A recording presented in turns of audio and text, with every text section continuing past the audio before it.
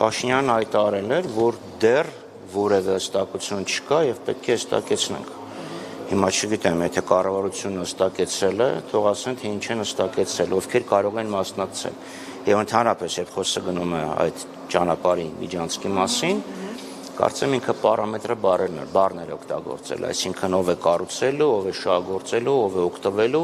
թե ընդհանրապես ով է կառուցելու։ Դա առաջին, երկրորդը մեծ շուկա, փոքր շուկա եւ մեծ շուկա եւ փոքր շուկայի հարաբերություններին պետք է պատրաստ լինել։ Այսօր կառավարությունը որևէ բան չի անում, որպեսզի Հայաստանի տնտեսությունը պաշտպանի թուրքական էքսպանսիայից։ Առաջի հարվածը գալու է գյուղատնտեսության վրա, երկրորդ հարվածը գալու է տեքստիլի վրա, այսինքն տնտեսության բնագավառներ, որոնք էապես կամ ոչ թե էապես, մեծապես սոցիալական նշանակություն ունեն։ Եվ երրորդը, ես կարող եմ ձեզ ներկայացնել էկոնոմիկայի նախարարությանը, իմ ուղարկած հարցումը եւ իմ պատասխանը, թե ինչ ազդեցություն է ունեցել Հայաստանի տնտեսության վրա 2021 թվականի թուրքական ապրանքների վրա ամբողջական էմբարգոն։ Կարդում ես եւ ուզում ես անընդհատ կարդաս։ Մարդիկ հիմնավորել են, թե տնտեսությունը ինչքանով է դրանից դրական ազդակ ստացել։ Տեղական արտադրության զարգացում, ներմուծման փոխարինում, թուրքական, այո, մի տարով որ փակեցին 2021 թվականին, ներողություն, տեսեփական արտադրության ավելացում, ներմուծման փոխարինում տեղականի հաշվին եւ նաեւ ասկն իտալական ապրանքներ, ընդհուպ բելարուսական եւ այլն, իրանական, այնպես որ ես կարծեմ, որ կառավարությունը կամ էկոնոմիկայի նախարարությունը ճիշտ կլինի, որ հաշվարկ ներկայացնի։ Ես ինքս 13 թե 14 թվականին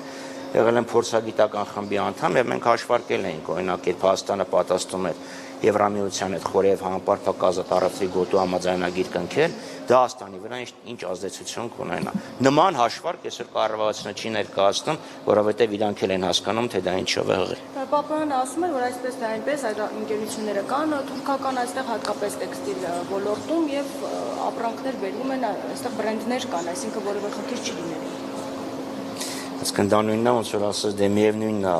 թմրամոլությունը կա, այն օրինականացնենք, բրցենք, էլի։ Թեթևից սկսած մինչև ամենածանր օգտագործումը։ Խաղաղություն կլինի, այդպես ասում է, հարևանները որ ներդրում անեն, խաղաղություն կլինի, դեմ եք բան։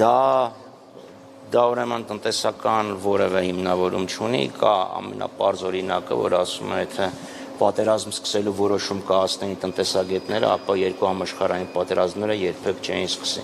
Իսկ խաղաղությանը դեմ չենք եւ հենց այդ պատճառով դեմ ենք Նիկոլ Փաշինյանին, որովհետեւ ինքը բերում է ոչ թե խաղաղությունն, այլ բերել է պատերազմ եւ բերում է տառապանքներ եւ արտաքին ռիսկերի մեծացում։ Գիտեք, մի բան էլ ասեմ, օրինակ հարցը որ տվեց 1000-ից եմ խնդրում։ Տեսեք Նիկոլ Փաշինյանը ինչ հոգեբանական տրյուկ անում, ասում է ինձ ընտրել է ժողովուրդը, ուրեմն եթե դեմ ես ինձ, դեմ ես ժողովրդին։ Չէ, ժողովրդին դեմ չենք, որովհետեւ դու ընտրվել ես լրիվ ուրիշ խոստումներով։ Եվ երկրորդը, քեզ ընտրել է ժողովրդին, այո, եւ քեզ ընտրել է ժողովրդի 27-28%-ը։ Դեմ ես ինձ, ուրեմն դեմ ես խաղաղությանը, չէ, դեմ ենք քեզ, դեմ չենք խաղաղությանը։ Այդ ծրագրում առաջնային տեղ է գրավում այս խաղաղության մասին, ինչը ես հիմա կատարել եմ։ Այդ դեպքում իր ծրագիրը պետք է ներ ընդհանրապես մի նախադասություն։ Այդ դեպքում իր ծրագրի մեջ կային էական հակասություններ եւ երկրորդային ժամանակ ինքը կան խաղաղությունը տեսնում է Շուշի եւ Հադրութի դեօկուպացիայի Արցախի հակամարտության կարգավորումը անջատում հանուն փրկության բանաձևի մեջ իրականացնելու մեջ։ Հիմա փոխվել է այդ ամեն ինչը, դա մեկ։ Երկրորդը ինչ խաղաղության մասին ենք խոսում։ Եթե երկրի տարածքի մի էական հատված օկուպացված է թշնամու կողմից, եւ թշնամին լկտիաբար ուրեմն խառնվում է քո ներքին գործերի մեջ։ Օրինակ սահմանադրության փոփոխության պահանջը, դա միջամտություն է քո ներքին գործերին։ Տեսեք, նույն այդ փաստաթուղթը, որը նախաստորագրվեց։ Հիշում եք, չէ՞, որ նախաստորագրումից օրեր առաջ, լավ, դա նախորդող շաբաթներ Ադրբեջանը մշտապես գնդակոծում էր Հայաստանի Հանրապետության հարավը, Սյունիքը մասնավորապես նախկին Գորիսի շրջանը։ Դա պարտադրված խաղաղություն է, ճակերտավոր, պարտադրված թուղթ է։ Ինչի նշանակում ես բերել եմ խաղաղություն։ Ինչ ուզելա, ձիճել ես, հիմա որ չզիջես, էլ է կշարունակեն գնդակոծել։ Երկու ամիս արդեն ասից ավելի է, բայց այսպես ինչ-որ պաշտոն տեղեկատվություն կա Միացյալ Նահանգներից գալիս են ուսումնասիրում են եւ այլն Թրամփի ուղին, բայց Պապյանն էլ քիչ առաջ ըստ էության ասաց, որ դեռ որևէ շոշափելի բան չկա։ Երբ Նոբելյան մրցանակ չստացավ Թրամփը իր խաղաղարար քայլերի համար, հնարավոր է նրա հետաքրքրությունը եւ շատ փորձագետներ են ասում, որ նրա հետաքրքրությունը այս տարածաշրջանում մարելու է, որտեղ ամենագլխավոր խնդիրը հիմա Չինաստանը եւ այս վերջին որոշումը 100%-ով այսպես ավելացնել է։ Որը ցնցեց ֆինանսական շուկան է։ Այո, հնարավոր է, որ այս Նոբելյան մրցանակից էլ որ չստացավ, ամբողջությամբ այս ծրագրի վրա քարկացվի, թե դա գլոբալ առումով ոչինչ չի փոխել։ Նախ առաջինը որ խոսում են Թրիփի կամ Թրամփի ուղու մասին, այդ մենակ այդ 42 կիլոմետրին է վերաբերում։ Մեզ պետք է հետաքրքրի, ոչ թե այդ 42 կիլոմետրը, այլ մասնավորապես երաս-խսադարակ հատվածը։ Երաս-խսադարակ հատված երկաթգիծ այսօր չկա։ Հասկանում եք, վերցրեք քարտեզը։ Ռոբերտ Քոչարյանը ինչ գիտի, որ չկա, ասում է ինչ։ Ասում եք ինչ մի խնդիր։ Իսկ ասկան այդ երասխից մինչև սահման, բասարմասը երբ կլինի, եթե դա լիներ, դա պետք է լիներ այդ թղթի մեջ։ Ես Նիկոլ Փաշինյանին պաշտոնական հարցում եմ ուղարկել, ինչ փուլում է գտնվում իր հունվարի 8-ին հնչեցած առաջարկը, չգիտեմ երբ են ներկայացրել, թե մենք կոնկրետ ծրագիր ենք ներկայացրել, ուրեմն երաս-խսադարակ, հետո ներքև, Նախիջևան, Օրդուբադ, Մեղրի եւ Հորադիզ այդ ճանապարհի կառուցումը։ Հույս ունեմ պատասխան կստանամ։ Այսինքն եթե դա չկա, ինչի մասին ենք խոսում։ Դա մեզ ինչ է տալու, թեկուզ աշխարհի ամենալավ ճանապարհը անցնի Հայաստանի տարածքով, եթե դա չկա, կլինի կխոսենք։ Մյուս այս իշխանությունները խոսում էին ամբողջական ապաշրջափակման մասին։ Ամբողջական ապաշրջափակումը ներառում է նաև Իջևան-Ղազախ ճանապարհը, որովհետև օրինակ Թբիլիսի ճանապարհը Ղազախով շատ ավելի կարճ է եւ դեպի հյուսիս ճանապարհը շատ ավելի կարճ է։ Քանի դա չկա, մենք ունենք մի բան Ադրբեջանի կողմից պարտադրված է եղել։ Կառավարությունը 22 թվականին առաջարկել էր 3 սահմանային անցման կետ բացել։ Սոտքում, Քարաունջում եւ Երասխում։ Ուր այդ կառավարությունը չշրջանառեցնել այդ որոշումը, որովհետեւ ամբողջը ինչ էս կառավարությունն անում է ադրբեջանական պարտադրանքի արդյունքում։ Ձեր հարցինի պատասխան դժվարանում եմ ասել, վստահեցնում եմ, որ այսօր Միացյալ Նահանգները շատ ավելի կարևոր առաջնահերթություններ ունի, առաջնահերթություններ ունի, մասնավորապես Չինաստանը եւ Ռոբերտ Քոչարյանը դեմ չի, որ այդ ճանապարհը լինի, Սյունիքով, Ամերիկայի Միացյալ Նահանգները վերահսկի Հայաստանի Հանրապետությունը, բայց ավելի երկար լինի։ Հայաստանի Հանրապետությունը միշտ հանդես է եկել բոլոր ճանապարհների ապաշրջափակման օգտին։ Դա իր մեջ երարում է նաև այդ հատվածը։ Եվ բնականաբար, եթե երկար լինի, այդքան այդ տնտեսական ազդեցությունը, ներքին սպառման ազդեցությունը ավելի մեծ կարող կլինի։ Ակնհայտ է, բայց ես էլի եմ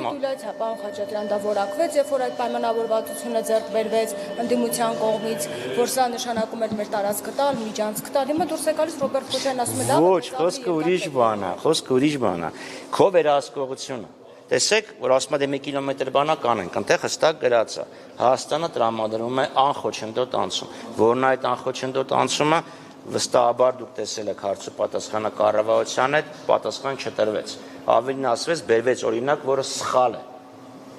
Այսօր որ գնանք Դուբայ, մեզ կհանդիպի որպես կանոն բարեհամբույր սահմանապահ, ոչ թե ռոբոտ, որ ինքն ասում է մարդկանց հետ չի լինելու շփում։ Անխոչնդոտ անցում ՀԱՏՄ անդամ երկրների միջև, որը բացվում է Լարսում խնդիր ունենք, որը փակվում է Լարսում խնդիր ունենք։ Այսինքն այդ հարցին չպատասխանեց, փորձեց կեղծ տեղեկություններով դա կոծկի։ Մյուսը, որն է Հայաստանի փոխադարձ առավելությունը։ Որն է։ Հայաստանը կստանար փոխադարձ առավելություն, այբ, եթե բացվեր Սադարակ երաշխատվածը, ստանով մենք Սյունիքի մարզը կկապեինք Արարատի մարզի հետ։ Դա չունենք։ Բեն, եթե բացվեր Գյումրի Կարս երկաթուղին, դա մենք չունենք։ Ավելին ասեմ, թուրքական պետությունների կազմակերպությունը վերջերս երբ Գաբալայում իրենց ուրեմն համաժողովի ժամանակ իրան կարևորեցին Զանգեզուրի միջանցքը Փաստորեն Փաշինյանի խնդրանքը Ալիևը չի հարգել եւ մնացած երկրներն էլ չեն հարգել եւ խոսքը գնացել է Բաքու-Թբիլիսի կառսի մասին։ Կարս Գյումրի ճանապարհի մասին խոսք չկա։ Մյուս խնդիրը ել եմ ասում, Իջևանից դեպի Ղազախ ճանապարհը։ Դա քեզ ավելի կարճ կհասցնի մինչև կարճ ճանապարհով կհասցնի Թբիլիսի, դա քեզ ավելի կարճ ճանապարհով կհասցնի դեպի Արևելք, դեպի Կասպից ծով։ Եթե դա չկա, մենք չունենք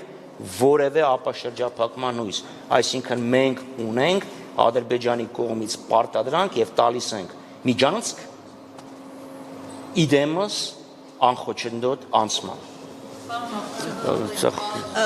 Պարոն Խաչատրյան, Նիկոլ Փաշինյանը բարբերաբար իր էջում սոցիալական ցանցում ասում է բանավեճի է հրավիրում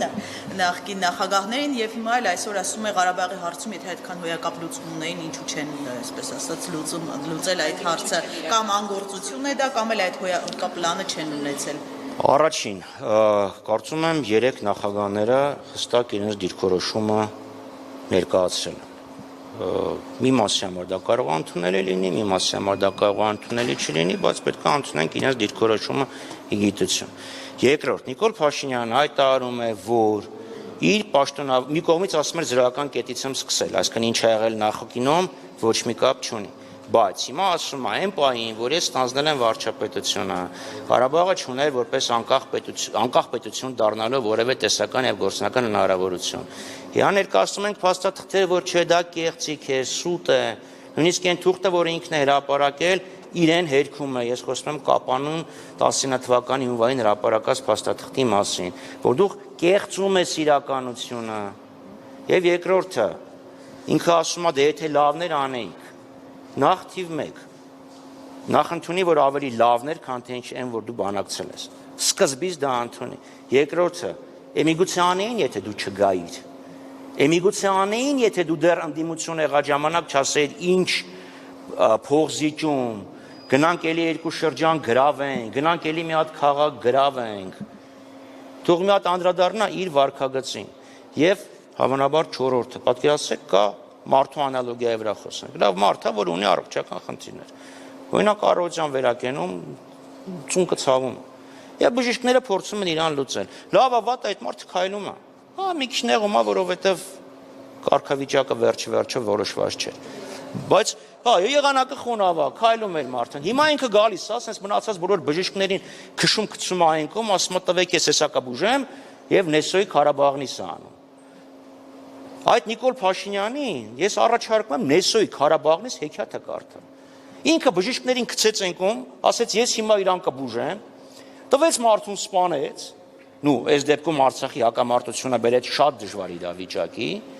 ասում է դե տենց էր, դուք լուծեիք, չգայիր։ Չընտրեիք չգար, պարոն Խաչատրյան։ Ես եմ ընտրել։ Դուք չէ, բայց Դաշնակցությունը Ում ա ընտրել։ Նիկոլ Փաշինյանին 2018 թվականին պաշտոններ եք վերցրել։ Ուրեմն 2018 թվականին ինքը որ եկավ լրիվ այլ խոստումներով։ Լավ, ինքը ընտրվեց, հաջորդ օրը գնաց Արցախ, այնտեղ ելույթ ունեցավ, անվտանգության խորհրդի համատեղ նիստ արեցին, ինքը այնտեղ այլ մոտեցումներ էր ցուցաբերում, այլ խնդիր է, որ արդեն 2018-ի աշնան վերջերից կամ Դուշանբեից իր դիրքորոշումը լրիվ փոխվեց, կամ հրապարակավ ինքը ինչ էր անում, ասում այլ բան է, տակից ինչ էր խոսում, այլ բան է։ Եվ ՀԱՏՄ-ի հետ կապված ԱՊՀ գագաթնաժողովում այս Պուտին-Փաշինյան այս երկխոսությունը տպավորություններ, որ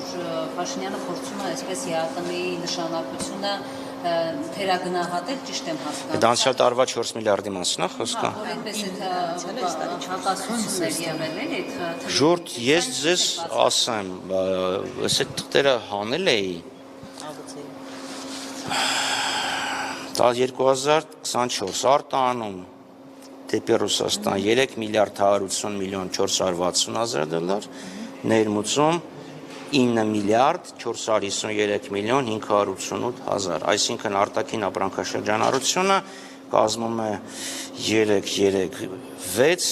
12 միլիոն 633 հազար դոլար, արտաքին ապրանքաշրջանառություն, միլիարդ, 12 միլիարդից ավել, 12 կեսից էլ ավել, Հիմա 9 միլիարդ որտեղից ասես չգիտեմ։ Սա ես վերցրել եմ պետական եկամուտների կոմիտեի արտաքին ապրանքաշրջանառության մասին տեղեկություններից։ Այս տարի առաջի կեսի տվյալներով մոտ 50%-ով պակասել է ընդհանուր առմամբ մեր ներմուծումները, ներողություն արտահանումները, մոտ 35%-ով պակասել են մեր արտահանումները։ Հիմա եթե սա պրոյեկտենք համամասնությամբ 4 միլիարդից ավել կլինի վստահաբար։ Եթե պրոյեկտենք համամասնությունը։ Պապայան ասում է, որ ոսկին էր, դա մեր հիմա ոսկին է գանք։ Ազդեցություն չուներ, բայց ես հիշում եմ, որ անգամ Բաբկեն Թունյանը Աժամբյոնից գրեթե այսպես խոսում էին, որ բան են, այդքան ոսկի են արտադրել Հայաստանը։ Ժամանակ գլուխ էին գովում, հիմա չգիտեմ, քաղաքական պատճառները փորձում են ԱՏՄ-ի նշանակությունը վերագնահատել։ Բայց այսօր լավ հարցեր են։ Ուրեմն ես ինքս Նիկոլ Փաշինյանին ասել եմ, որ դուք 22 թվականին խոսում եք Հայաստանի ուրեմն էպոխալ տնտեսական աճի մասին, ձեր հետ որևէ կապ չունի։ Սա Ռուսաստանի դեմ կիրառված պատժամիջոցների հետևանքն է։ Ինքն ասում է, այդ մարդիկ եկել են Հայաստան, որովհետև Հայաստանը ժողովրդավարական երկիր է, որտեղ չկա կոռուպցիա։ Հիմա եթե կիրառենք Նիկոլ Փաշինյանի տրամաբանությունը, մարդիկ բիզնեսը փողը երկրից գնում են, որովհետև Հայաստանը ժողովրդավարական պետություն չէ եւ կա կոռուպցիա։ Դա Նիկոլ Փաշինյանին։ Մյուս խնդիրը ոսկու հարցը։ Հա ասում են ճիշտ է եղել է, դա ասում եմ, ես ինքս ասել եմ, դե հիմա գնանք ցույց տվեք, այդ որ գործարանն է, այդքան ոսկերչական արտադրանք արտադրել։ 23 թվականին նրանք նշել էին, թե ոսկերչական արտադրանքը, ոչ թե ոսկին, ոսկերչական արտադրանքը, ականջող, մատանի եւ այլն, 26 անգամ ավելացել է, դա սուտ է եղել։ Ասում ենք, այդ ստերով եք դուք տնտեսական աճ ցույց տալի։ Այսօր ասում են, հա, դա իրականություն չէ, բայց մոռանում են խոստովանել, որ խաբում էին ժողովրդին։ Մյուսը ասում են, դե լավ է, որ այս վերարտահանումները չկան, մեր տեղական արտահանումները, տեղական արտադրության արտահանումները մեծացել են շուրջ 10%-ով։ Գիտեք ինչի հաշվին։ Ուրեմն ծխախոտի եւ սննդի վերամշակված սննդամթերքի։ Այսինքն խոսում էին բարձր տեխնոլոգիական արդյունաբերություն, կանաչ տնտեսություն, չգիտեմ, նյու վասյուկի եւ այլն, բայց հույսը մնացել է էլի ծխախոտի եւ տոմատի վրա։ Շնորհակալ։ Պարոն Խաչատրյան, ընդդիմադիր բայց քաղաքական հարց։ Հա, քաղաքական խնդիր ակնհայտ է։ Այո, ակնհայտ է, դա ուղերձեր ներսը, որտեղ մարդիկ ինչ են ասում, ասում են, գիտես, եթե դու ԱՊ-ի ներողություն ԵԱՏՄ-ի հետ քո կապերը խզես, տնտեսությունը լուրջ խնդիրների առաջ է կանգնելու։ Եվ ռուսական կողմի փաստարկը դա է, որտեղ ինչքանով է քո տնտեսությունը շնչում միայն այն պատճառով, որ դու ԵԱՏՄ-ի անդամ ես։ Եվ ես այդտեղ կարծում եմ, որ Նիկոլ Փաշինյանը ուղղակի փորձում էր նվազեցնել ԵԱՏՄ-ից մեր ստացած կամ լավ ԵԱՏՄ-ից մեր կախվածության աստիճանը, ԵԱՏՄ-ից ստացած մեր օգուտները։ Սա է խնդիրը։ Բայց 4 միլիարդ ես չեմ ասում, ալտերնատիվ շուկաները ո՞րն են։ Մենք ալտերնատիվ ինչ ենք արտադրել, այդքան շատ, որ կարողանանք ավելի շատ տանենք եւ Ռուսաստանից կախվածությունն այդքան փոքրանա։ Դա համար ես ուղղակի նույն տոկոսադրույքները կիրառեցի արտահանման եւ ներմուծման, ու կարծում եմ, որ 4 միլիարդ չի կարող լինել։ Պարոն Խաչատրյան, ընդդիմադիր տարբեր ուժեր հայտարարում են վարչապետի թեկնածու առաջադրելու ունենալու մասին։ Ընդդիմադիր դաշտը արդյոք այսպիսով չի բաժանվում եւ հնարավոր կլինի ըստ ձեզ ընտրություններից հետո համախմբվել։ Նախ ընդդիմադիր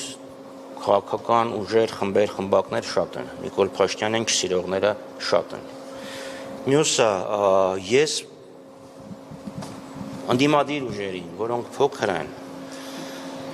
կցանկանամ հիշեցնել 21 թվականի ընտրությունները, երբ մասնակցելով ընտրություններին, այն ուժերը, ովքեր հնարավորություն չունեին կամ հավանականությունը 0-ից շատ չէր տարբերվում, իրանք մասնակցեցին եւ արդյունքում մենք ինչ ունեցանք։ Նիկոլ Փաշինյանը, ով ստացել էր ձայների 53-ու 8 թե 9%, 54-ից քիչ, այսօր խորհրդանում ունի 70%-ից ավելի մեծ ներկայացվածություն։ Ես ուղղակի քաղաքական ուժերին, ովքեր ցանկանալու են մասնակցել ընտրություններին, ովքեր իրական ընդդիմություն են, այլ ոչ թե հրապարակից սնվող ընդդիմություն են այդ վիճակագրությունը հիշել։ Պարոն Խաչատրյան, ներողությունների Ժորժ ջան, ես սպասեցի դուք ձեր ոլորտային հարցերը տվեցիք, հիմա ես եմ։ Պարոն Խաչատրյան, դուք արդյոք այս կոչով ակնարկում եք, ուղղում եք Սամվել Կարապետյանին, Արման Թաթոյանին, որի գիտություն ընդունեն, թե 21-ին ինչ ա եղել։ Ես կարծում եմ, գոնե Սամվել Կարապետյանը շատ ավելի մեծ ընտրազանգված ունի, քան թե փոքր կուսակցությունները, որոնք ստացել են օրինակ 12000 քվ։ Սամվել Կարապետյանին դա վստահաբար չի վերաբերվում, սոցիալական արդյունքները ցույց են տալիս, որ ինքը բավականին մեծ ընտրազանգված ունի։ Արման Թաթյանը պետք է ինքը որոշի ոնց է գնալու։ Ես չգիտեմ, ինքը հայտարարել է, թող ունենա, տեսնենք վերջի ինչ ա լինելու, բայց ամեն դեպքում ես բոլորին եմ դա հիշեցնում։ Եվ Կարապետյանների մերժումը ինչպես ընդունեց Հայաստան դաշինքը, Նարեկ Կարապետյանը ի պատասխան Ռոբերտ Քոչարյանի նշեց, որ չկա Քոչարյանը այն ցանկում, որոնց հետ իրենք կմիավորվեն։ Չկա, ընդունեց գիտություն։ Ինչու, սա ինչ է, սրանից ինչ հետևություն է։ Բայց դուք ուզում եք, որ ես մեկնաբանեմ Նարեկ Կարապետյանի խոսքերը, Նարեկ Կարապետյանը կարծում մամուլի առաջ բաց է եւ բոլոր հարցերին պատասխան։ Ձեր ուժին է։ Լավ, հասկացա, չի ուզում առանձին կանեն, մենք էլ առանձին կանենք, մենք էլ դաշտ։ Մի րոպե էլի։ Մենք նայեք, ես Նարեկ Կարապետյանի խոսքերը կարող մեկնաբանելու իրավունքը Նարեկ Կարապետյանինն է կամ իր նշանակած մարդունն է։ Մենք այսօրվա դրությամբ Հայաստան դաշինքը դա ընդունել է գիտություն։ Okay։ Հետևություններ արել եք, ինչու Կարապետյանները չեն ուզում Հայաստան դաշինքը։ Ինչի պետք է ուզեին։ Պարոն Խաչատրյան, Իրանք առանձին քաղաքական ուժի հետ են ներկա։ Չէ, պարզապես ներողություն, Ռոբերտ Քոչարյանը նշում էր, որ կանցնեն երեքով Քոչարյանը, Փաշինյանը։ Նախընտրականի մասին է խոսքը գնում։ Այո, դա ընդունեցի, բայց յետընտրական զարգացումները ես կարծում եմ, որ կկրկնվի Գյումրիի սցենարը, որովհետև Փաշինյանին չսիրողներն ավելի շատ են, քան սիրողները։ Առանձին կներկանաք, հետո ժողովրդին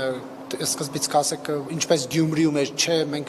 չենք միավորվելու եւ վերջին պայն ժողովրդին անակնկալ։ Գյումրիի ընտրություններին նախ դու ինքդ ես Գյումրից գալի ինձ ես ասում գոնե ուժերից մեկը ասել էր, եթե ես պատրաստ եմ իմ ձայները տալ նրան անդիմադիրներից, ով ամենաշատ ձայնը հավաքի եւ դրա մասին Նաև նախագահ Քոչարյանը խոսեց իր վերջի ասելիքից։ Եվ պարոն Խաչատրյան, դաշնակցությունը որոշում ունի Քոչարյանի հետ շարունակելու է, թե ոչ։ Ես կարծում եմ այդ հարցը պետք է դնեմ իմ Facebook-յան էջին, այն pinned message-ի նման։ Դաշնակցությունը ընտրություններին մասնակցելու հարցը, մասնակցելու ձևաչափը որոշել է ՀՅԴ Հայաստանի Գերագույն ժողովում, մինչև Գերագույն ժողովի հրավիրումը եւ որոշում կայացնելը որևէ մեկը ոչ թե չի կարող, որովհետև արգելված է որևէ մեկը, չի կարող կանխատեսել, թե ինչա։ Այսինքն դեռևս պետք է քննարկվի այդ հարցը։ Անկասկած, նույնը եղավ 21 թվականին։ Հաստատ որոշում չկա դեռևս։ Ասեք, որոշումը կուսակցությունը կհասնի, չէ՞։ Կուսակցության որոշումը կհասնում է ժողովի ժամանակ։ Պարոն Խաչատրյան, Մոլդովայի օրինակը, որտեղ Ռոբերտ Քոչարյանն էր ակնարկեց իր հարցազրույցում, որ այսպես կարող են փորձել, իհարկե դրսի ընտրողների մասով խնդիր կա, բայց երբ Փաշինյանը այստեղ խորհրդանի ամբիոնից կուսակցություններ փակելու մասին է ակնարկում եւ այս սցենարը որքանով է իրատեսական համարում, Հայաստանում կարող է դա կիրառվել եւ ինչ պետք է անի ընդդիմությունը։ Պատահական չէ, Նարեկ Բաբայանի հարցը։ Պատահական չէր, այսինքն սանով ինքը Նիկոլ Փաշինյանին քաղաքական հայտարարություն անելու հնարավորություն տվեց։ Եվ քաղաքական հայտարարությունը այն էր, որ այս իշխանությունները չեն խորշելու որոշ կուսակցությունների թույլ չտալ մասնակցել ընտրությունների, օրինակ 1995 թվականի հուլիսի 8-ին դաշնակցությունը թույլ չէր տրվել մասնակցել եւ նաեւ Սիմ դաշնակցություն բլոկ է ձևավորվել, իրանց թույլ չտրվեց, մեզ եւ Սիմի։ Իսկ դաշնակցության հարցում ես կարծում եմ իրանք հիմա դոսիե են հավաքում, որպեսզի դաշնակցության գործունեությունը կասեցնեն։ Որտեղ խոսակցներ կա, որ օրինակ մեր ձևով է, եթե դառնա քաղաքական տարածապես Ես դաշնակցության մասին եմ ասում, իր եւ իր կուսակիցների հայտարարությունները հստակ է, որ իրանք այդ հարցում առնվազն ջանքեր թափում են, որ կարողա չգրանցեն, չեն բացառում նաեւ դա։